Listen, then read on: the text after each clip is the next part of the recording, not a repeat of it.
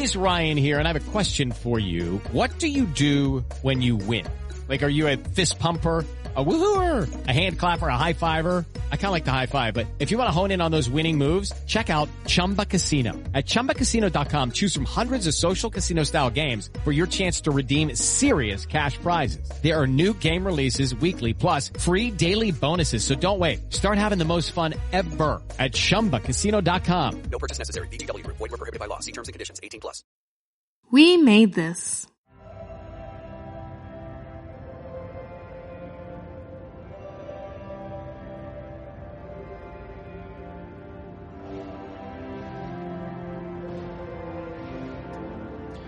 We Are Starfleet is a podcast dedicated to following Star Trek Discovery and how it fits into the ethos and canon of over 50 years of Star Trek. I'm your host, Mike Slammer, and with me as always is Ian Buckley. Hey Mike, how you doing? I'm doing well, sir. So today we're discussing Terra Firma Part 2, which, in my opinion, really did a great job of bringing in the original series era canon elements and showing us the value in reflection and choosing a different, better path. And that's just in time for Christmas. Absolutely. Yeah, we got a nice two-parter in the latter half of this season 3 of Discovery, and we get a send-off to this major character who we believe will be seeing pop up in a forthcoming Section 31 show. It was a big episode, and it also confirmed what you and a lot of other fans were theorizing about the nature of Carl in Episode 1. It was really nice to see that confirmed in Episode 2 here, and it did feel like a heavily TOS referencing episode. Not just the Guardian of Forever, but really the Mirror Universe itself is an inherent TOS reference by its very nature. So yeah, good stuff there. I really liked the way they updated the visual on the Guardian of Forever too. Yes. So I have it in my notes here, but since you bring it up, in the original script written by Harlan Ellison, the Guardian of Forever was supposed to be a human avatar. Yeah, huge. So, yep. Yeah, so that fits in the canon, you know? Yeah, I don't know if you ever works. checked out the they did a comic adaptation of his original teleplay for the Guardian of Forever, which I really like, and I'd recommend to anyone who is a fan of that episode, TOS in general, and Harlan Ellison certainly. It's the closest thing we're going to get to an actual filmed version of his original teleplay. So check it out if you guys are TOS fans. Great stuff. So a lot of people have been calling this two-parter a backdoor pilot for the Section 31 show. I had to look it up. So a backdoor pilot is a film or miniseries that serves as a proof of concept for a full series, but may be broadcast on its own even if the full series is not picked up.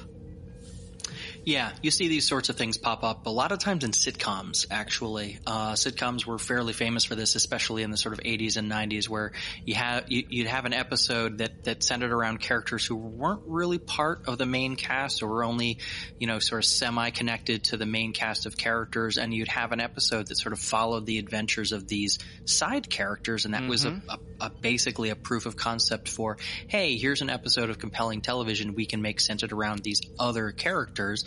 Let's pitch that as a new series. And so you see that pop up a lot in sitcoms. And yeah, this kind of felt a little bit like that. It was a 2-episode digression. Really, if you just add up the Mirror Universe parts, there's basically a full hour in the Mirror Universe sandwiched between these two parters. And yeah, it just kind of felt like, hey, we're going to sneak a little Mirror Universe action in season 3, but also, hey, we're going to go on a little side adventure with this character who we're going to say goodbye to, and she's going to leave, and she's going to go start her new series. Yeah. Any theories on what this Section 31 show might be? I mean, I've been a Section 31 show skeptic for basically since it was announced. I think I've talked to you about that at some length, but I wouldn't be surprised if she went back to kind of 23rd century era. I think originally when the show was announced, there was speculation that Shazad Latif was involved in some way, which would mean that she'd have to go back to a time when he was alive, if that's still the current concept for Section 31. Right. If not, she could go kind of whenever prior to the Mirror Universe and the Prime Universe kind of splitting off and becoming, and making crossing impossible. That seems to be the point at which Georgiou's separation from that universe, chronologically at least, will cause this catastrophic damage to her cellular structure. Right. It seems like as long as she goes back in time far enough before the split, she'll be okay. Yeah, it makes sense to me that Georgiou goes back to the 23rd century, maybe even the 24th, early 24th. Yeah. If we see some of that Enterprise B era, Enterprise B or C, that would be great. Yeah, I want to see those uniforms back. Right. And that seems like it would definitely be able to be done with Georgiou kind of leading that realm. Section 31, the temporal wars, I could see those being intertwined. Georgiou just jumping across timelines and universes. I think it could turn into a little bit of a time travel type show. Yeah, and it was clear that like the mission, or at least one of the missions of this two-parter, was let's make Georgiou more palatable to audiences. Let's soften the edges, show how she's changed. This character is growing. They're also trying to make her, appealing for an audience to tune into week after week, because Lady Space Hitler is a bit of a tough sell. Yeah, it really is. So I think going back to this sort of once familiar setting and seeing how she doesn't really quite fit there either, I think went a long way to establishing that. I think I'm more optimistic about the prospect of a Section 31 show after this two-parter, which I think is the goal, goal of the two-parter. So from that perspective, I think mission accomplished to a large degree. That said, is it still the first choice of a new Star Trek series for me? No. That has not changed. I still think there are other eras, other characters, other situations to set up that and explore that for me, still rank way above a Section 31 show. But we'll see what they do with it. We shall see. So, pivoting back to Star Trek Discovery, Terra Firma Part 2 of 2, written by Bo-Yeon Kim and Erica LaPolte and Alan McElroy, directed by Chloe Domont, and it aired December 17, 2020. For me, I really enjoyed this episode. I had a blast in the Mirror Universe. Everything on the screen was eye candy. And, like I said last episode, the actors are clearly having some of the best times of their lives, right? I will say, bit of a missed opportunity to get some goatees and some beards in here. Yeah. I think that's been true of the Mirror Universe from the beginning. I really don't know if they were going to go back, especially in the sort of the TOS era, really a missed opportunity to not slap a few goatees on some people. And I had a few issues towards the end of the episode, which we'll chat about later. But, obviously, great reveal of the Guardian Forever. This episode, 7 out of 10 for me. I thought part 1 was a little bit better, but as you and I had previously discussed, I think that's just the nature of a two-part type episode. It is. I think it's also it speaks to how they treat the Mirror Universe. I think in the first episode, it was a little more fun, a little more campy, sort of what we'd expect from the Mirror Universe. Like, yes, it's over the top, but the ridiculousness of how over the top it is it's entertaining, at least for a lot of people, myself and I think you included. And in this episode, there was a little less of the sort of campiness and more of the straight up brutality of the Terrans. And it's Michael Burnham getting tortured for 3 months. And, it does speak to, I think, a little bit of the, oh, wait, we're supposed to be rooting for this character and how much better she's gotten. And like the character growth that we're seeing is instead of murdering her daughter, she's only torturing her for 3 months unsuccessfully. Character growth, everybody. Yeah. And that's still, that's one of those things that were kind of in the back of my head as I'm watching, and I'm like, yeah, I don't buy it. I still don't necessarily buy that this is really like a Star Trek character that we're gonna have lead a whole show. Yep. But it got me at least part of the way there, and I have to give them credit for that. Well said. Well said. So over on the social medias, I pulled a few quotes here I thought was really interesting.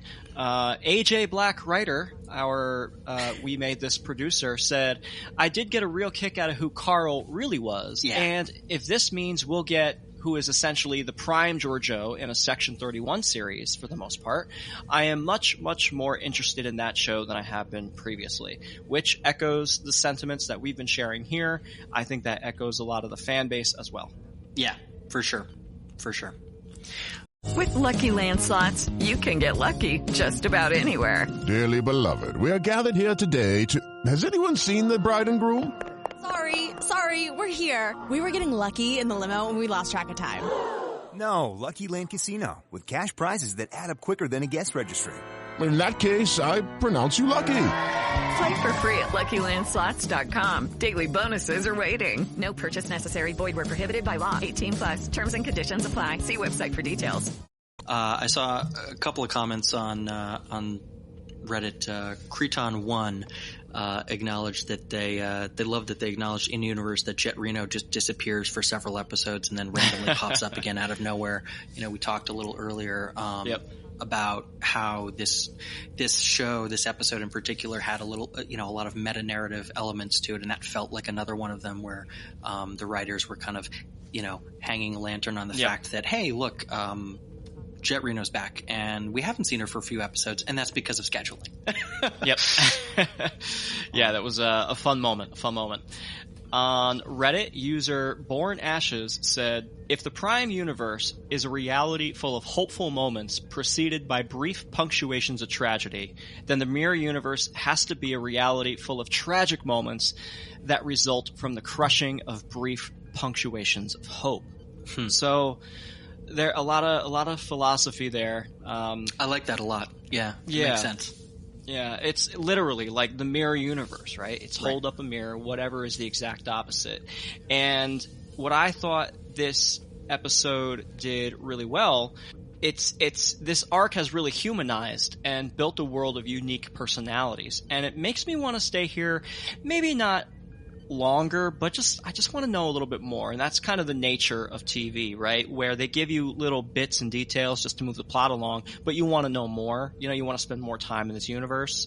But it could be like a sugar rush, right? Where too much is a bad thing because, it's a fascist evil empire that we're looking at. These aren't heroes of any kind. Yeah, honestly, I mean, I'm the last person who wants a mirror universe show. But if they did one, what I would probably want is something that follows, the coalition that they mention, or the alliances that arise from races you are used to seeing in the Star Trek context as being enemies. Klingons and Romulans, for example. Right. Show me the show where they get together and fight against an evil version of the Federation. That's a little more interesting to me than just spending more time with Lady Space Hitler and her gang. Yep. Also on Reddit, Kirk Picard pointed out that while it didn't progress the plot of the burn too much, he's glad he stuck around for this episode. And hey, we got the Guardian. We did. Yeah, no, that's fair. We didn't really get to know anything more about the burn. There was a little bit of forward movement, but it was really just a bit of character bit for Saru and Admiral Vance. Yeah, it felt like a lot of, table setting for the next couple of episodes. Maybe the next 3. Right. That's a good way of putting it. So, are you ready to jump into this? Yeah, let's get into it, man. So, we opened this episode right where Part 1 left off, which I definitely appreciate. I hate these long drawn out, let's go visit some other plot. Let's go think about something else. If you're going to end it on a cliffhanger, let's come right back there. Yep. Right back into it. Michael's being dragged into Disco's brig and she's demanding to be executed, as is the Terran way, and she's bristling at what she sees as Georgiou's weakness. Yes. We definitely get some good banter between them, and it's here that we see that Georgiou really actually has changed due to her time in the Prime Universe, and is attempting to instill the seeds of change, right? I'll say for me personally, in Part 1, there was a lot of skepticism surrounding Georgiou. Like, okay, yeah, she was in the Prime Universe, she was clearly affected by her time with the Prime crew and inside the Federation, and seeing how things can be done, but is she going to snap back and go back to her old ways? Is she going to try and, I don't know, form some kind of a new Terran empire based off of her new knowledge? And, I kind of liked that this was a clear indication of, hey, listen, Georgiou is changing. She's no longer this evil empress, who just wants to kill and enslave everybody and is maiming artists, out in backwater planets and eating Kelpie and Ganglia. Yeah, and she makes the argument here. She's pitching Michael essentially on, I've realized that there's a better way of running the Terran Empire, which is to actually run it and not just be in a constant mode of expansion and conquest, because that's not sustainable. And even Genghis Khan realized after he conquered the largest land empire Earth has ever seen, that he needed to actually stop at a certain point and rule what he had conquered. Exactly. It does, like her comparing herself to Genghis Khan, who was responsible for the deaths of millions. Again, as a positive thing, again, it's like was one of those another one of those moments of like, oh, she's making a good point for a Terran. She's still a monster, though. Right. She's still seeking to, enslave and capture and conquer and the spoils of war. Yeah, right, exactly. It seems to be like, well, we're just not going to be quite as brutal. But even this sort of relatively reasonable approach disgusts Michael. She's absolutely disgusted, and she, spits back at Georgiou, look, there's no spoils from peace. Like, you promised us endless expansion, endless spoils, endless conquest, where, and now you're telling us that was a lie? Yeah. Over in Georgiou's quarters, as the torture is going on, Michael is sent to the agony booth. We do get a chance to see the Tantalus field, which is a little blink and you miss it type situation. The Tantalus field is something that Mirror Kirk had used on his Enterprise to disappear his enemies. Yeah. And it does look different from the TOS version. Sure. But Captain Killy, she's there, and as Killy and Georgiou are going back and forth, Killy says, well, you could just get rid of her with the push of a button. And that right there kind of, it's not blatantly said like, oh, the Tantalus field, but that basically confirmed it for me. Sure. Yeah. And yeah, she wants to know, Killy does, why Michael is still alive and taking up oxygen on board her ship. Yeah. And this is a dangerous moment for Georgiou, and one that she navigates well, because she turns what could be a suspicious Killy into a willing ally by putting her in charge of breaking Michael. So she's essentially saying, like, look, it'd be super easy to kill my kid. Anyone can kill their kid. Come on. But what takes real strength is torturing them for months until they like are forced to love you and be loyal to you. That's real strength. And so she puts Killy in charge of this breaking project. Yes. Killy also notes that Detmer was basically an accomplice to Burnham and likely knew of everything that was going on. So there's a nice moment where you have Lieutenant Detmer going in and basically saying, hey, Michael, you got to give up. This is it. You got to give up. Exactly. We got an inverted title sequence, which we didn't get for part 1. We did get this for part 2. They did a little photo negative thing. What'd you think? I liked it. I mean, it's always fun seeing a different take on the opening credits. This is going to sound super nitpicky, but like the whole time I was watching, I was like, oh, this is really cool. I really wish they had actually mirrored it instead of flipping it upside down. That's a good point. Because that's not what mirrors do. And they didn't do it with every image either. It was inconsistent. Like they didn't flip the logo, they didn't flip a couple of things, but they flipped most of it, and it just doesn't look quite as good. Frankly, when it's all upside down, I don't. Now that you mention it does look like a little bit of an afterthought. Yeah. Like maybe the VFX artist was like, oh shoot, we got to throw in here, hey, some inverted screens. I mean, the inversion would have been fine if it was mirrored rather than flipped upside down. Yep.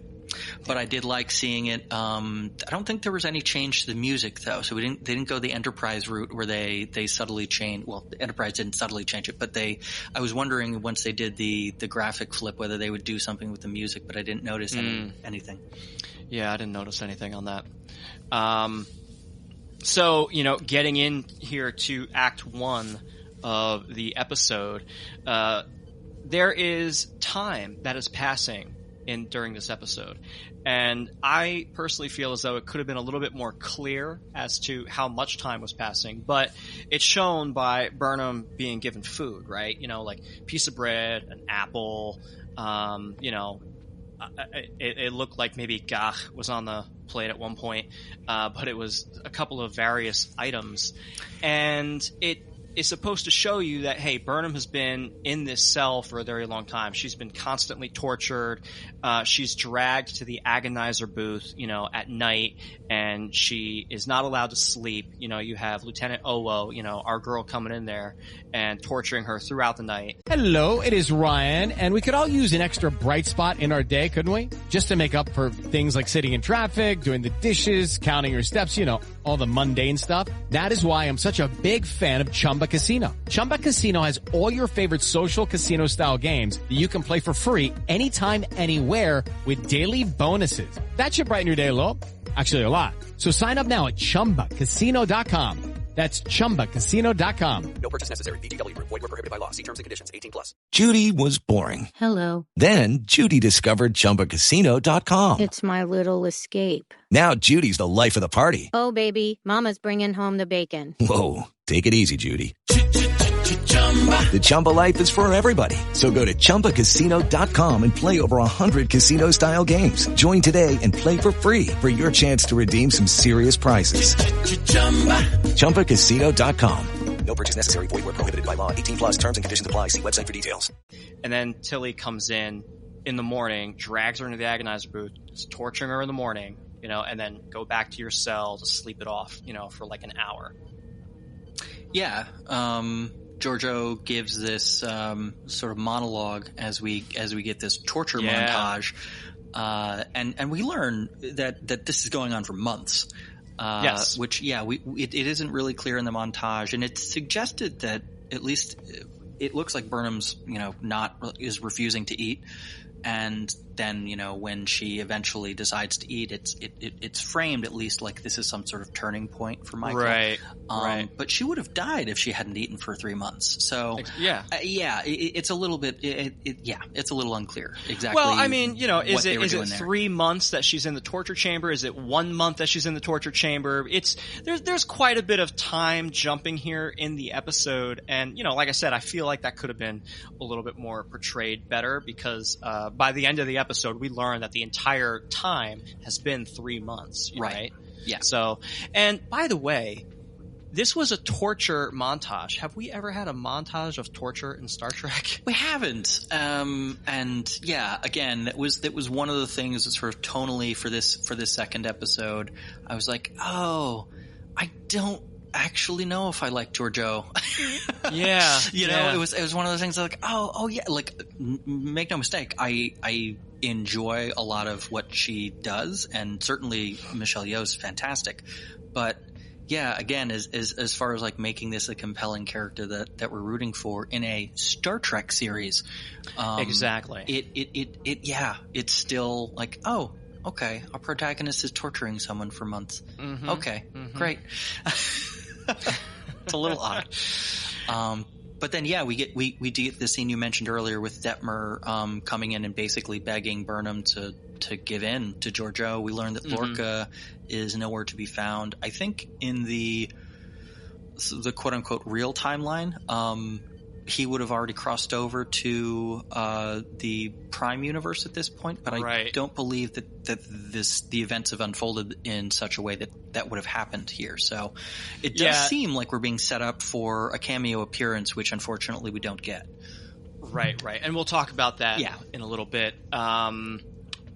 It definitely appeared to me that not only were they setting it up for Lorca, but that they were setting it up to kind of be pre-events of season 1, where Lorca's missing, Michael is missing. I kept waiting for Georgiou to be like, okay, go hunt down Lorca. And then Michael disappears because Georgiou knows what happens from the events in season 1, right? And this is where you kind of start overlapping those different timelines. And it's hard to say, exactly when is when and where is where. You have Mirror Saru, who's about to go into Vihari, which didn't happen until season 2 of Star Trek Discovery in the Prime timeline. So, it's hard, how much time has really passed and where are we in the grand scheme of events? And, are we at week 1, week 0, week 17? Yeah, because I think in terms of like the timeline, if compared to season 2, like when Saru hits Vihari in this sort of redo, I think it roughly lines up with where in season 2 he would have been, because months have passed. But, it's not clear. And it did, like, one of the things I thought maybe they would do, I saw a little bit of this online too, in people speculating that Prime Lorca would have been a fun like, I don't know necessarily how you might have signaled that, like maybe Georgiou would recognize it somehow, or Burnham would recognize it, but like have Prime Lorca pop up and be the one that gets shot in the head by Burnham in the brig. Like, there I think were some plans, and if I had to guess, I would say there were some plans in place that due to scheduling just didn't come to fruition. That happens. 100%. Yeah. There's a scene here which really made me feel for the Terrans overall when Michael's in the brig. Yeah. Georgiou goes to Michael who's sleeping, and she tells, it's a monologue, and she's telling the story of how Michael had these night terrors, and there was a meadow nearby with all these fireflies in it, and Georgiou would bring her to that meadow until Michael was calm and would fall asleep, and then carry her back. And it's a really nice bit of world building that kind of takes you out of the moment of, hey, we're in this evil, awful, rule with an iron fist universe. You realize that these are still people who crave affection and support and compassion. And that's all buried underneath the surface. Yeah, it's just, a race or an entire empire of layered trauma. It's just, you feel for the people who are trapped in this existence, and it definitely humanizes Georgiou in a way that was unexpected, but as she performed it, like I believed her.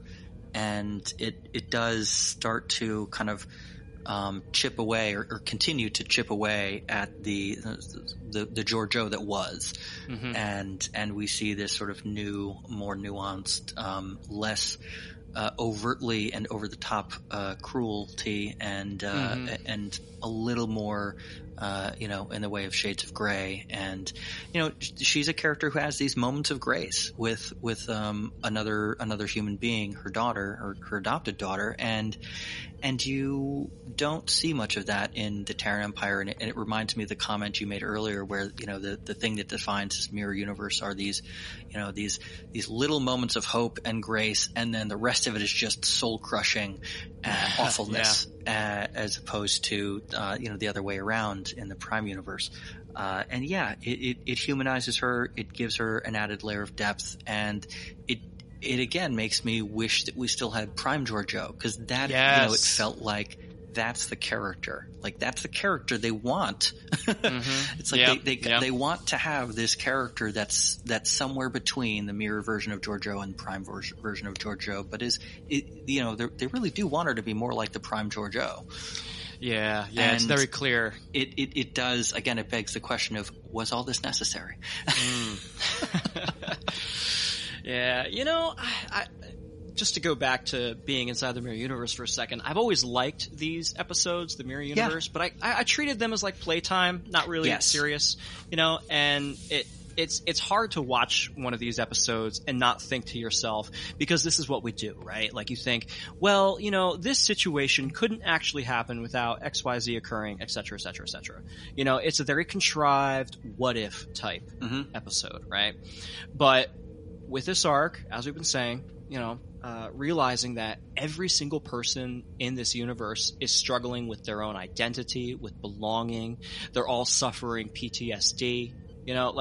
They're all going through it, right? And there's no one for them to lean on. And something as simple as, the love, the weakness, the compassion that you seek, all these fibers of your being are stricken from you and replaced with this iron will.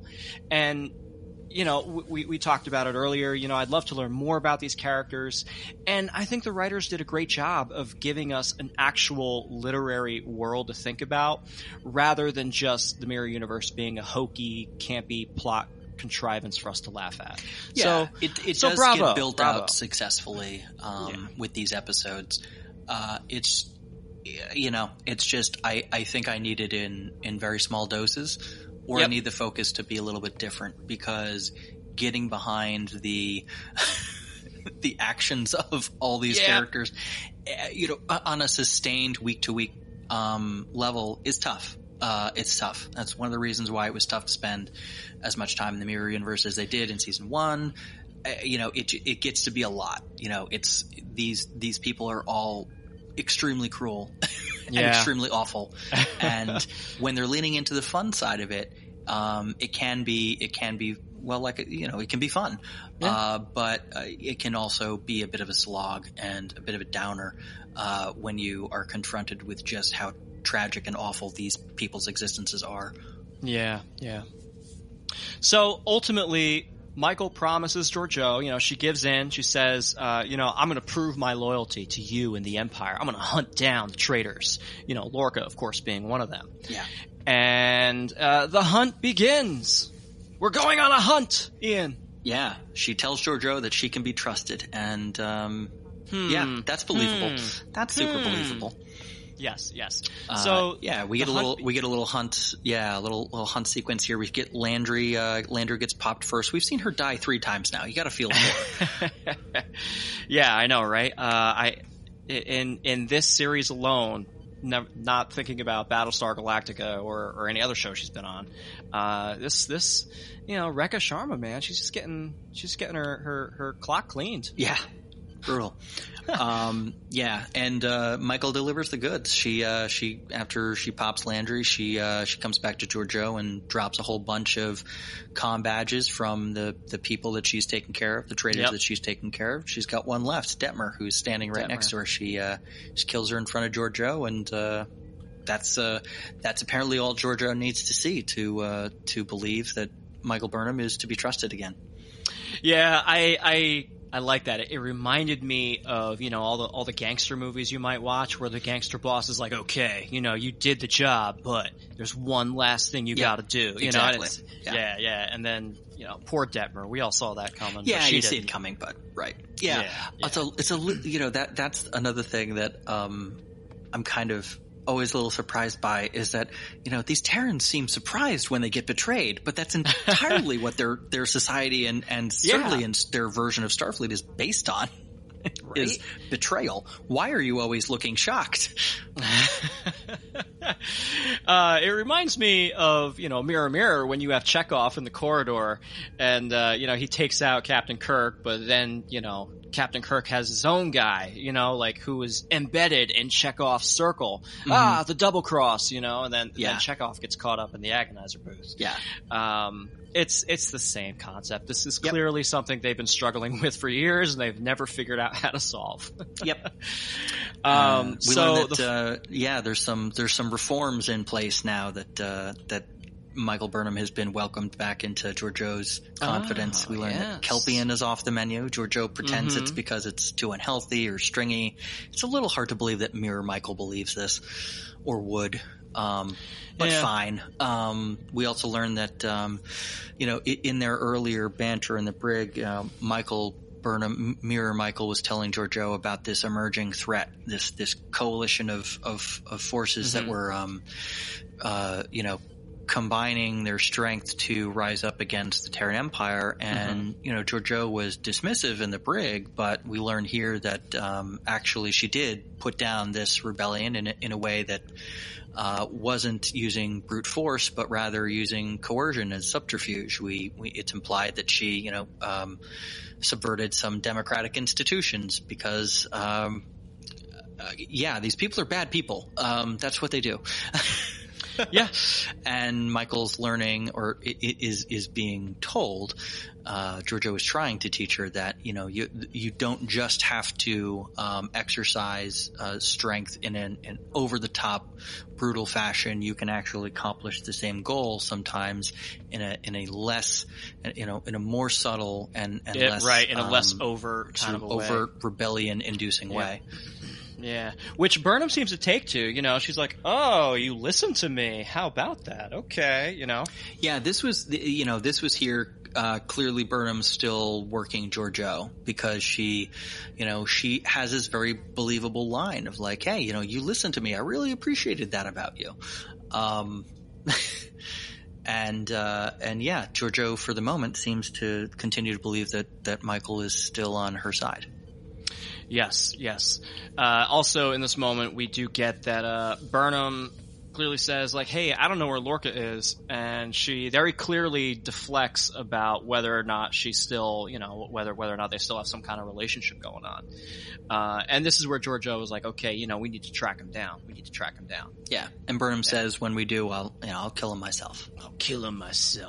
Yeah. I liked the scene with Saru and Georgiou in private. Very contemplative. It felt like, the evil Empress villain is, sharing her plot, and it's one of those expositional moments like, yes, Mr. Bond, before I kill you, I'm going to tell you everything, but it doesn't happen in that way. She just says, oh, the events are unfolding as she had hoped. And, she basically wants Saru to remain in her own service rather than go back to being Burnham's personal slave. And here we get that Mirror Saru is about to undergo his own Vihari, and he is expecting to die. And Georgiou reveals, like, hey, Vihari is actually not the end. It's not a death. It's an evolution. So, lock yourself away, come out after a few days, and you're going to find yourself, stronger,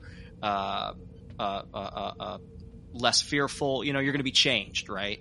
So you're going to go through this evolution.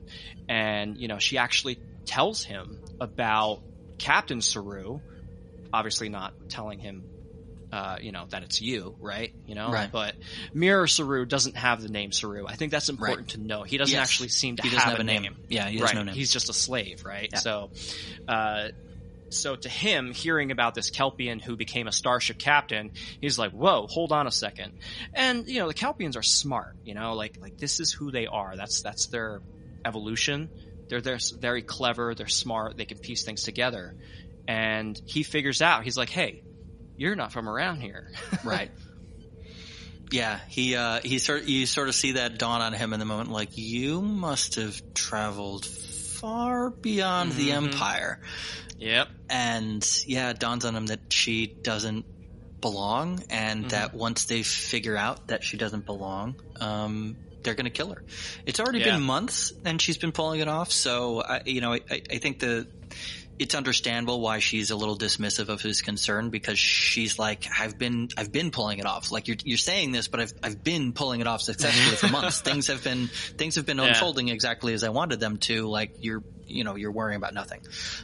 She basically says, like, look, I'm determined to bend the universe to my will, rather than act the way I used to, because I've seen the light, and I've discovered a better way to rule that's slightly less cruel, and I'm gonna make this universe now. I'm here, and this is what I believe now, and I'm gonna bend the universe to meet my expectations of it. Yes. It's a good moment, and it's necessary exposition for later on in the episode. Sure. It sets that up. Yeah. So in Act 2, beginning of Act 2, we get Commander Arium, no prosthetics, nothing, just a regular old person. Sarah Middich is back. Is that Sarah Middich? I'd have to look it up. No, it's Cheeseman? Hannah Cheeseman. Thank you. Hannah Cheeseman. Okay. I couldn't remember the first name. Well, it's good to see that they brought all these people back, right? Like it's nice. I like it. It's continuity. Yeah, it's great. And Nielsen's there too, with I think she's brunette, but she's there too. So you got both of them on the bridge crew in the Mirror Universe, which is cool. Yeah. I'm not gonna lie. Between all the great makeup and costuming, they all look mighty fucking fine. Oh, the design for the Mirror Universe stuff is great. I love it. Yeah. So Commander Arium reports that there is a message to this top lieutenant by the name of Duggan, who's one of Lorca's aliases, or no, he's a buddies. Yeah. So this is basically saying, like, hey, we know where one of these top lieutenants is. We found out where the message originated from. Shout out to Ryza, popular vacation destination. Yes. So Georgiou says, hey, we're all going to go together. Let's get the Discovery over there. And Tilly's like, I would rather go alone with Burnham in a shuttlecraft. You know what the goal is there. She's just looking to kill Burnham. Right. But, yeah. But Georgiou says, no. I want to go for this ride. Let's go. So you've got Nielsen, she's at the helm. She takes the ship to warp. They arrive, and we have this single shuttle, no other warp-capable vessels within 100 light years, right? And here is this one lonely ship, and on screen appears this character of Duggan, who, personally, we don't know who Duggan is. We've never seen this guy before. We've never heard of this guy. And he won't be around for long. And he's not going to be around for long. So it's very clear that this was supposed to be Jason Isaacs. I'm believing that until I'm told explicitly by someone who actually knows that wasn't the plan, because it makes so much less sense otherwise. Right? That this would just be a random little one-off character. Yeah. I mean, the whole bit here with Duggan, like, it's just filler, right? Like, he doesn't offer anything satisfying for the story other than, hey, while you were... Step into the world of power, loyalty, and luck. I'm gonna make him an offer he can't refuse. With family, cannolis, and spins mean everything. Now, you wanna get mixed up in the family business. Introducing The Godfather at ChumbaCasino.com. Test your luck in the shadowy world of The Godfather slot. Someday, I will call upon you to do a service for me. Play The Godfather, now at ChumbaCasino.com. Welcome to the family. No purchase necessary. VGW Group. Void where prohibited by law. 18+. Terms and conditions apply. Judy was boring. Hello. Then Judy discovered ChumbaCasino.com. It's my little escape. Now Judy's the life of the party. Oh, baby, mama's bringing home the bacon. Whoa, take it easy, Judy. The Chumba life is for everybody. So go to ChumbaCasino.com and play over 100 casino-style games. Join today and play for free for your chance to redeem some serious prizes. ChumbaCasino.com. No purchase necessary. Void where prohibited by law. 18+. Terms and conditions apply. See website for details. Dealing with the coalition, Lorca has rallied your enemies against you, meaning the Klingons and the Romulans. But I don't know. I can't help but think it's a waste. And in my opinion, and they'd have to write it out inappropriately, right? But it would have made more sense to have that character be Commander Landry in that role, especially considering we're already familiar with her. Yeah, I could see that. Yeah, she was clearly one of Lorca's top conspirators, so it does make sense that she could have been that person out there in the shuttle. It would have been a familiar face, and it would have been like, oh, that's where she was. Yeah. Right. Yeah. And it would have given her a couple of more lines other than just getting, shot and killed. Yeah. Yeah. Yep. But we didn't get that. No, that's all right. Sometimes the way scheduling and production goes is just the way it is. Yep. So we get Duggan dragging on to Discovery and dragged down to the bridge. To the brig. Yes. Where Michael and most of the bridge crew betray Georgiou because, of course, she does. She was never not going to do that. Yeah, I mean, so the stage is set, and it's funny because Duggan is thrown in the brig. He's being the board, put in the brig, and Georgiou and Michael head down there. Michael's like, "Oh, let's make sure we bring the honor guard, right?" Yeah. And when they walk into the brig and onto the set there, it's like half the crew is already there. Yeah. So the stage is set, and inevitably, Michael shoots Duggan in the head and then turns on Georgiou in an act of betrayal that no one saw coming. Yeah, not at all. And if you wanted to, and again, like, not to keep harping on this, but if that was Lorca instead of Duggan, like her turning on Georgiou was never really going to be a surprise. Her just straight up shooting Lorca in the head could have been. Oh, that could have been great. Like right? that could have been like because that once it's this Duggan guy, like, yeah, of course she shoots this guy in the head. Who cares about this guy? But if it was like Lorca, this person that she loved, like, you're not necessarily expecting that to be the route she goes. Yeah. So having that surprise in there could have been nice. Absolutely. And I think it's a huge missed opportunity, of course, that it's not prime Lorca, right? Yeah, exactly. And it could, and as you mentioned earlier, I was thinking about it, and all you had to do was put him in the regular Starfleet Discovery uniform. Not that he was captain of Discovery, he was captain of the Baran, but you could have put him in an old Starfleet uniform. They could even have had some like dialogue about, like, we found Lorca. He was, hiding out in this whatever nebula that he crossed over in. I don't remember the name of it now. Or it was an ion storm, not a nebula. Sorry. But like, yeah, you could have made some reference to, oh yeah, we found him in this sector. There was an ion storm nearby. His ship was damaged. He's wearing a strange uniform. Whatever. Something to make it clear to the audience and probably to Georgiou that, it's prime Lorca, and then have him get shot in the head. That would be a fun way to end that little cameo. But and it would have been great. Georgiou could have had this like look of astonishment that gives her away, like, oh my god, you just killed this guy who I thought I could save for a second here, and now nope, that's done. And then that could have been more of a reveal for everybody. Anyway, we're talking about stuff that'll never happen. I know, we should probably move on. But that's okay. Of course, Michael betrayed her, and of course, Georgiou never fully trusted her. Of course, because she is a Terran. And Absolutely. She launches a surprise attack of her own. So here come Killy and Mirror Owo, who I'm calling Mowo. And Mirror Saru, firing from the hip with another Kelpian at his side on the other side of Vaharai and ready to kick some Terran ass. And yeah, we get everyone fights. We get the fight scene that we've basically been expecting the whole episode. To the last, Georgiou is trying to talk Michael out of this, but to no avail. And inevitably it ends as it had to, with Michael dying at her mother's hands yet again, and Georgiou succumbing to her own wounds. Not before Killian, Mowo, and Saru, kick the ass of all the other traitors. But Michael dies in Georgiou's arms as Georgiou begins to succumb to her own wounds. Yeah. And, as she fades away, she comes right back to our Prime universe in the arms of Prime Michael Burnham, with Carl standing over her like, hey, how was your nap?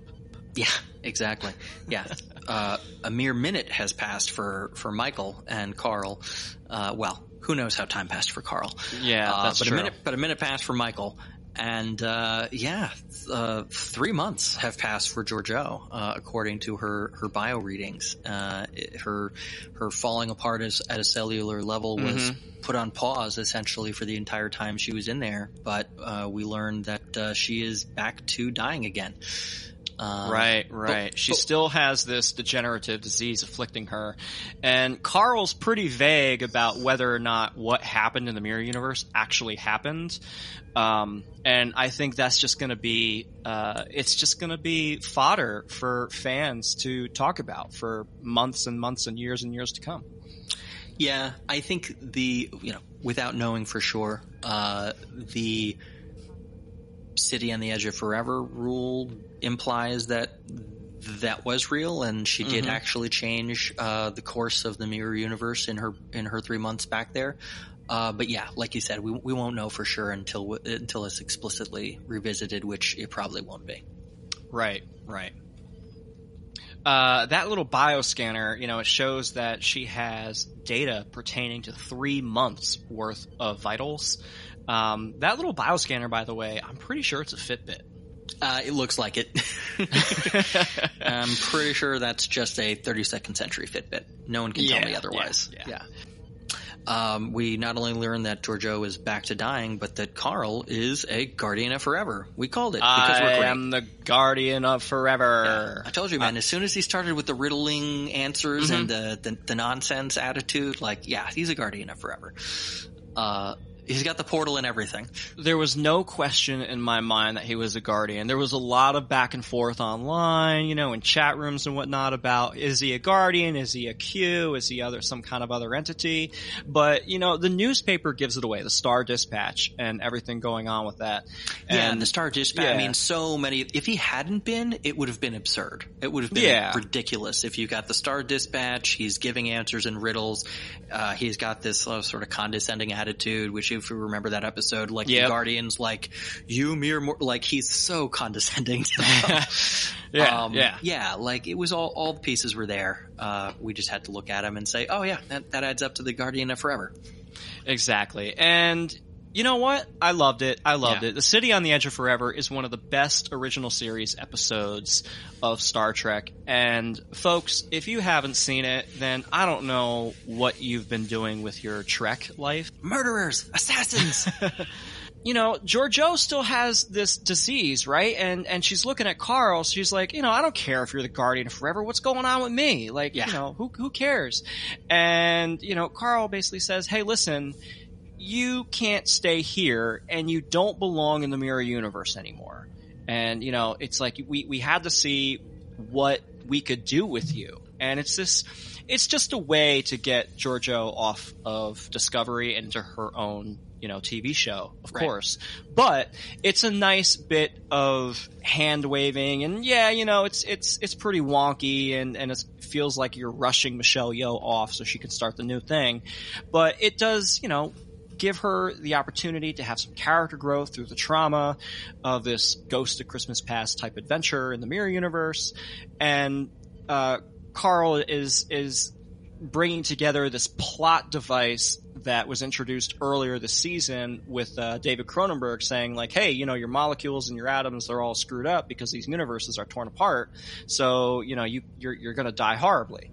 So Georgiou is forced, she ultimately gets to make the choice, but the only choice available if she wants to live is to walk through this portal and to go into a new era, whether that's 23rd century, 24th, or some unknown time frame. Who knows? But ultimately, she has to leave. And there's a tearful goodbye with Michael Burnham. And this is where, I don't know how you felt about this, but for me personally, the whole idea of, these one-on-one tearful goodbyes with Burnham and the character says, oh, without you, then I'd be lost forever type conversation. It was pretty cheesy for me, and I started to feel a little bit about it.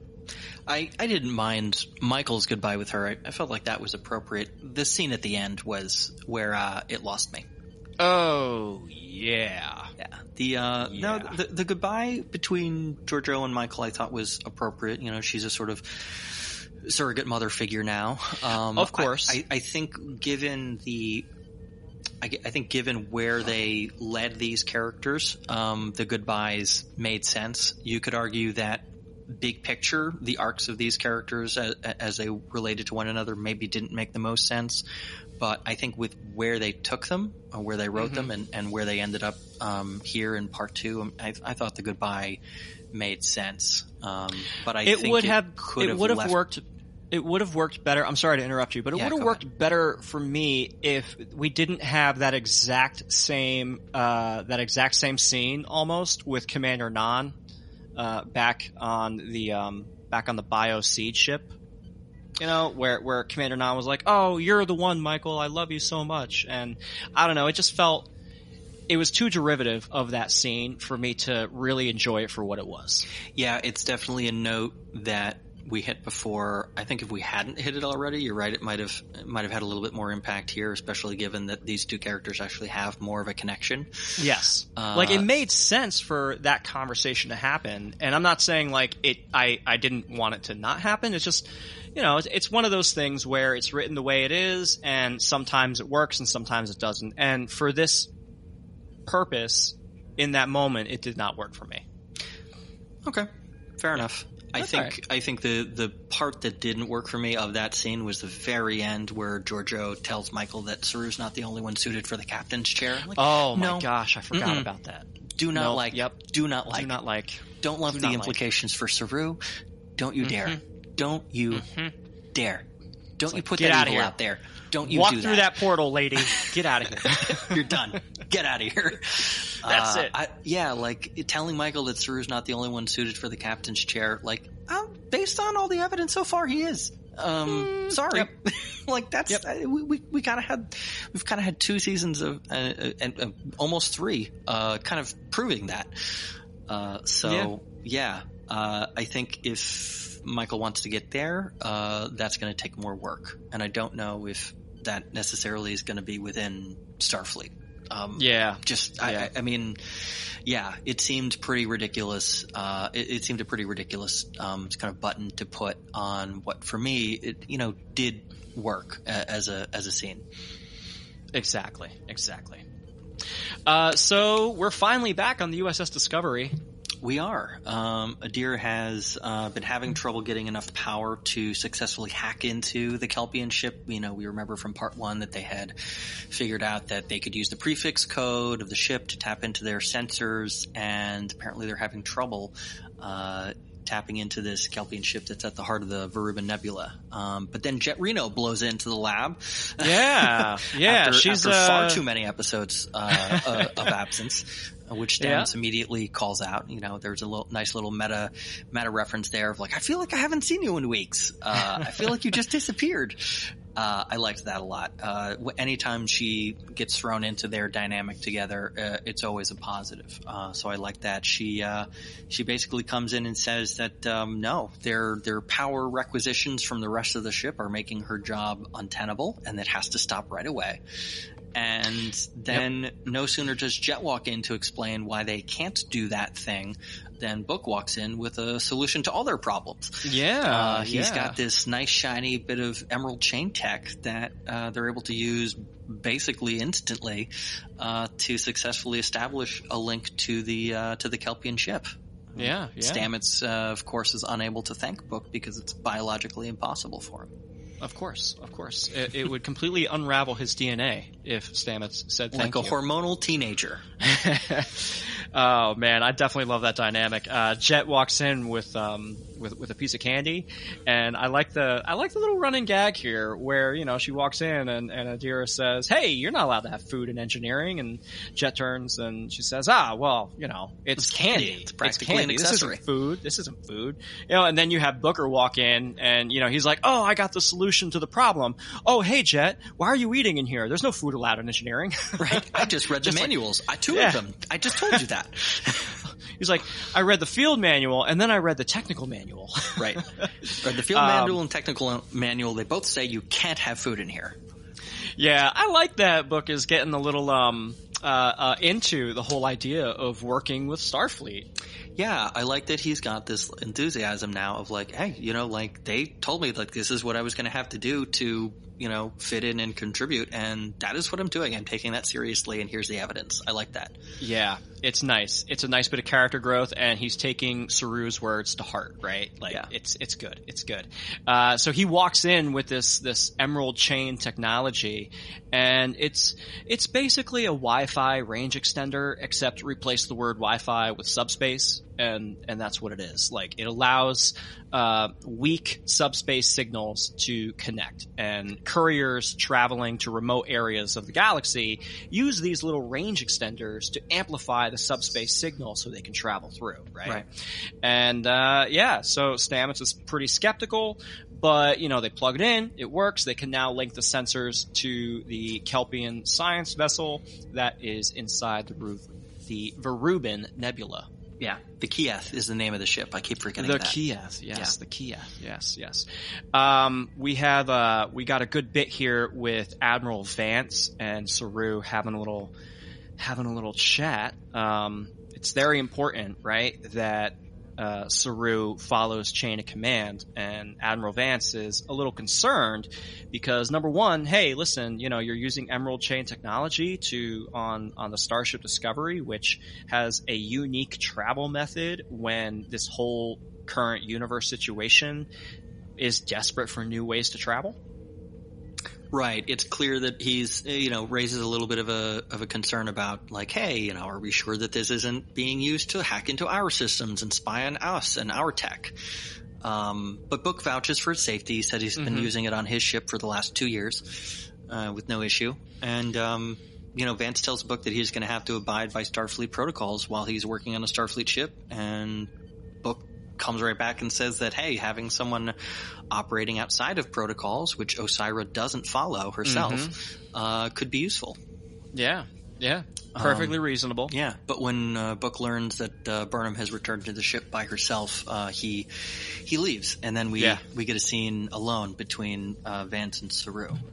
And Vance kind of grills Saru a bit about how comfortable he was letting Book help, and about his decision to wait until he had something more substantial to report. What did you think of this? Here's the thing. I have come to really like Admiral Vance, and I am mostly in agreement with his position here. He's right. Like, the Starship Discovery with its spore drive is the only vessel that can be a first responder to any situation. We must protect her at all costs, right? We have to protect Stamets at all costs, right? And with Saru being a little bit distracted by the idea of, the Kelpians possibly being involved in the beginning of the burn of some kind, it rings true to me that Saru would need to follow chain of command. He would need to go to a superior officer and say, listen, here's all the information up front. We're going to use this courier with Emerald Chain technology to boost the signal and connect to get more information. Do we have permission to proceed? It makes 100% sense why Vance is irritated, why he's a little like, hey, let's follow protocol. Let's make sure you keep me in the loop about all this, because Vance has a lot of tactical information that Saru does not, right?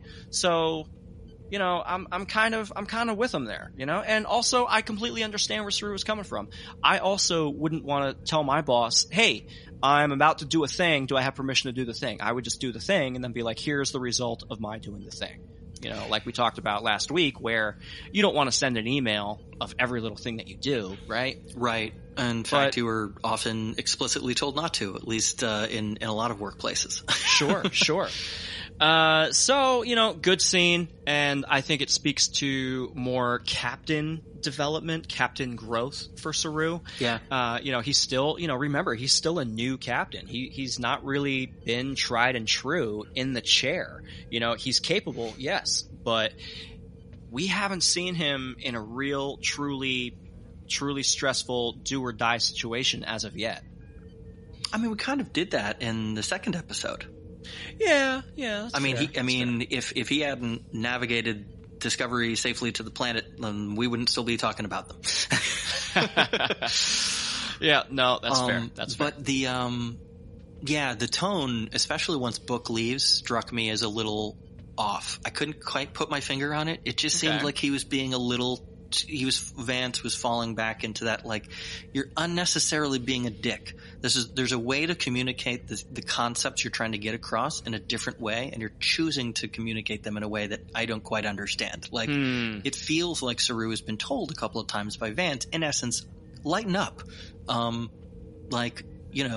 Trust your instincts, and you don't need to ask me about every last thing. Right. So conflicting. He's being a little conflicting. Yeah. And now it feels like he's being questioned for what can only be described as an extremely mild oversight. Like, really? Like, why is he even bringing up that Saru didn't give him, Saru the stakes of that decision needed to be clearer then. If it was enough of an issue for Vance to bring it up, then that wasn't really clear when Saru was making that call. It seemed like he was just very reasonable, saying like, yeah, we don't have anything to report yet. Like, I'll tell the Admiral when we do.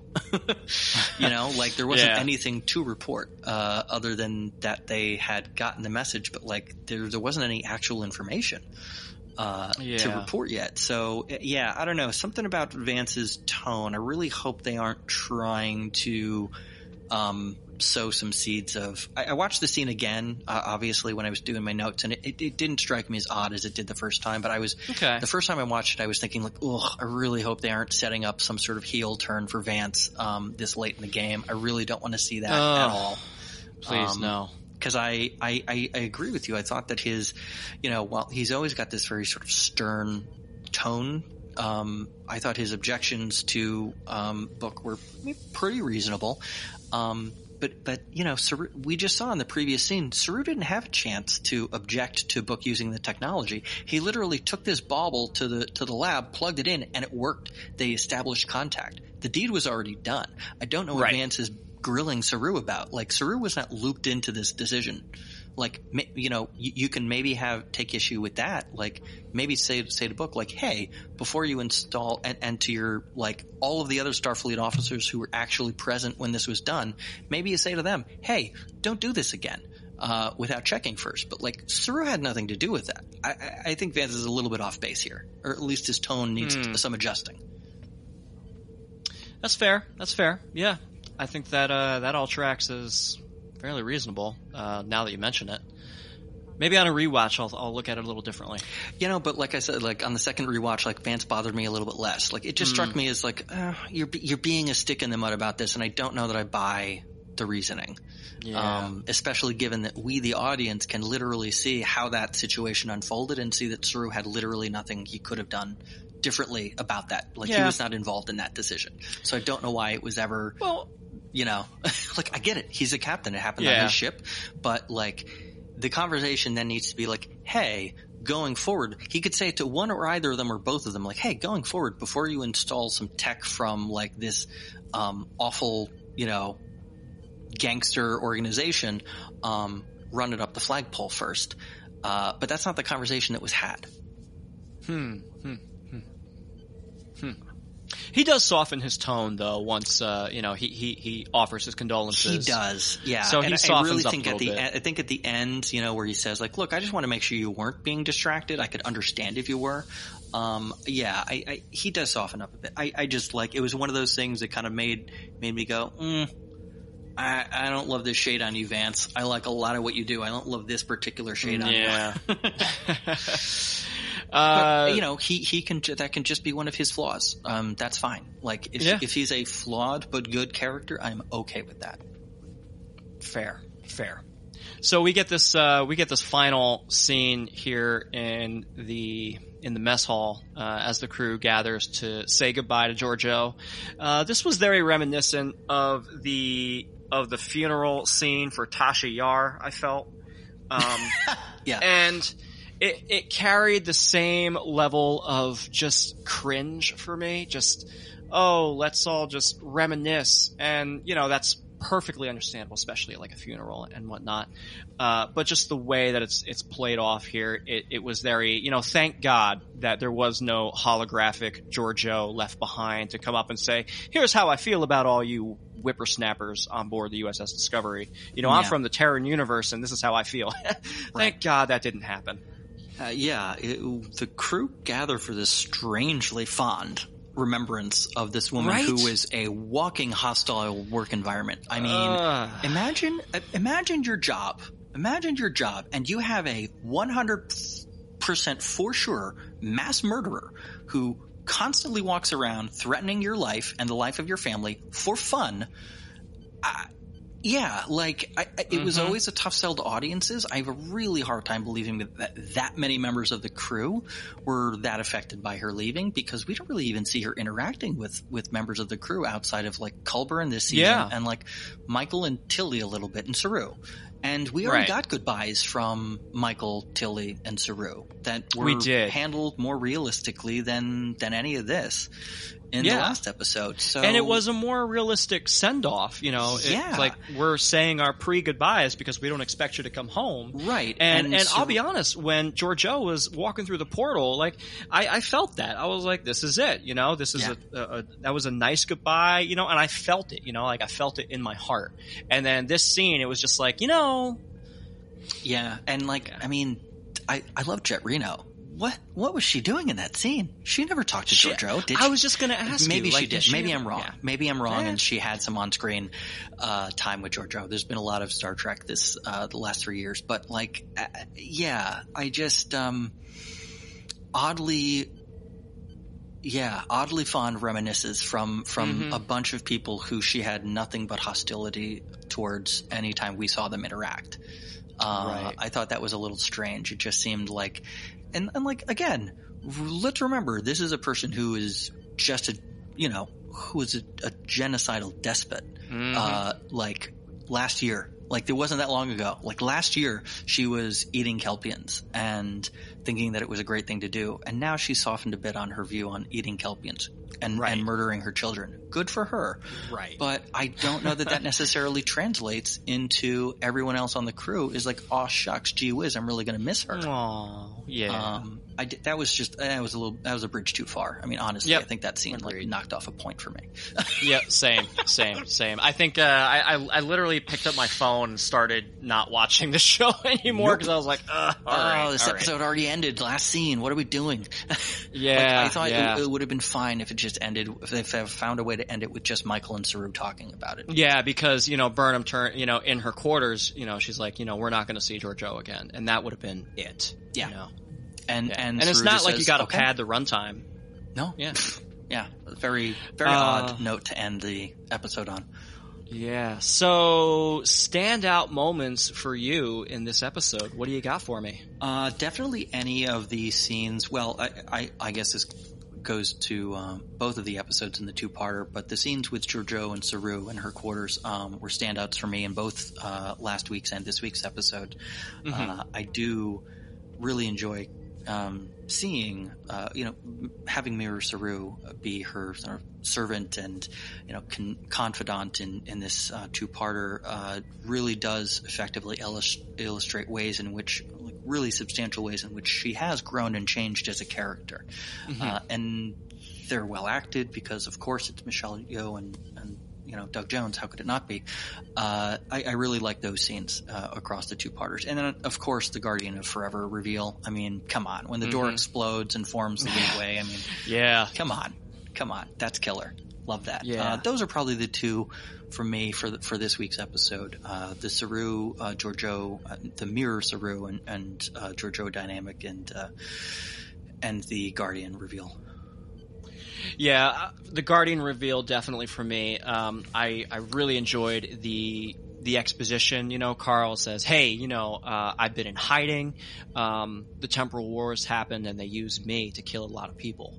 That's something that struck a chord for me. It really set up. They have to be setting it up with the Section 31 show or a future season of Star Trek Discovery or something to talk about the Temporal Wars, because they've mentioned it, and you said this in our Discord chat. I did. They've been mentioning it. I mentioned it on the show single before. Episode. Yeah. Like, you can't keep talking about it and then not give us more about it, right? Like, we're going to get at least an arc. I wouldn't be surprised if they even pitched a series based around this time period, which, if they want to do a gritty Star Trek show, I mean, everyone is going on nonstop about how brutal and awful the Temporal Wars were. Right. Okay, fine. Give me the gritty Star Trek war series and have it be about the Temporal Wars. Yeah, that would be great, and in that case, you can use every single costume that's ever been created. Yes. You can use every single timeline. You can use every single starship. You can use every model that you could possibly think of, right? Yeah. And it could just be really nonstop fan service all the time. Exactly. And, now that we've got sort of official on-screen in a TV show confirmation of the Kelvin universe, it does open the door for some possible multiverse kind of exploration. It's not really something that Star Trek's done. I don't think I'm opposed to it. Mm-hmm. It's not really that different than alternate timelines and mirror universes. Sure. You've already done an alternate timeline, alternate universe now twice. Now that that door's been opened, you might as well kick it open all the way and build out a fully fleshed out concept for how to do that, how to tell those stories in a Star Trek way. Exactly. Anything that we have missed? No, we mentioned, I think I mentioned to you before mics were running, that I do like how the writers for season 3 are treating Georgiou's arc here in a kind of meta-narrative way. She's this character who doesn't fit into the Star Trek universe and ethos quite, and now there's a storyline where that character is being ripped apart because of how much she doesn't fit into the universe. So I thought that was kind of an interesting note. I liked that they're making her a little more palatable for future Section 31 show because, Lady Space Hitler is a hard sell. But they're definitely, they definitely gave it the old college try in this 2-parter and in the last, couple of years of the show to soften her edges a bit and make her, a protagonist that Star Trek fans could actually get behind and watch. We'll see if that works. But they're certainly putting in a yeoman's effort behind it. Well said, a yeoman's effort. And now with only a few episodes left, with the burn presumably remaining to be solved, assuming they do it this season, but I'm wondering whether both of those storylines, at least one of them, will be carried over into season 4. I think that they may be setting it up to carry over into season 4. I'm a little bit tired of having stories be neatly wrapped up with a bow, season to season to season. Give me a cliffhanger. I can wait. Yeah, I get that. I think if it was something a little bit more compelling than the Emerald Chain, we'll see what they do. Well, I mean, hey, you never know. I mean, the finale could be, Discovery, having resolved the Emerald Chain, and they're out exploring, doing something. And the next thing you know, here comes this giant cube out of a nebula. Sure. Or, the resolution to the burn, when they discover who or what caused it. And, maybe it's a familiar name or a familiar face. And that's the end of the 3rd season is the revelation. And, what are we going to do about this? I'm just curious to see now that they've only got 3 episodes left in the season, how or even if they try to wrap up one or both of these story threads. True. Folks, if you have thoughts, comments, if you have theories you want to share with us, you can get with us on Twitter and Instagram at StarfleetPod. You can also email us at wearestarfleet WMTR at gmail.com. We are Starfleet WMTR at gmail.com. Do we get any emails, by the way? We have not gotten any emails yet. All right. If you send us an email, Ian will read it out loud, word for word. I will. Make it good. Make it good. Make it not bad. We are a part of the We Made This Pod network, where you can check out more podcast series on movies, TV, film, and pop culture. Ian, thank you so much for joining us on Terra Firma Part 2. Yeah, thanks as always, man. It was a pleasure. Absolutely. And I'll see you on the next one. Yeah, see you next week. Elsewhere on We Made This. Observing the Pattern, a Fringe podcast. Yes, and it speaks a little bit to, Walter's mindset now, which is, this is his Peter now. So. Yeah. That's interesting. And I think the line, what that line is trying to kind of put across is that there may be some behaviour or the way this Walter speaks that's different to alternate. Right, and that was my thought too, like maybe just the subtle differences, young Peter notices those things. But it was just a weird way for young Peter to voice those thoughts, I thought. Yeah. So.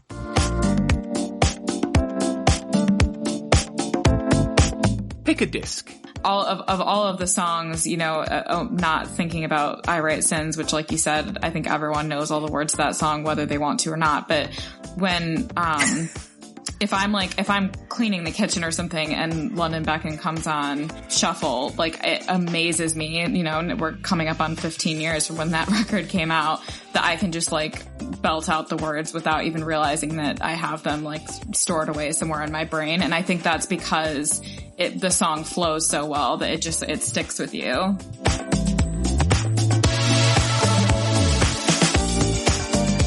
Right in the childhood. Bit of a twist, wasn't it? That I think we're going back to it again, but everyone knew she was Kim Possible. It was it would make sense as well, because it wasn't like she was even wearing a disguise or anything, and the whole school knew. But it was that thing of she can save the day by night, but couldn't ask the boy out. It's actually quite an original take. Even stuff like Buffy. Nobody knew she was the Slayer until much later on. I'm glad they sort of got rid of that. Check out all of these shows and more on the We Made This podcast network.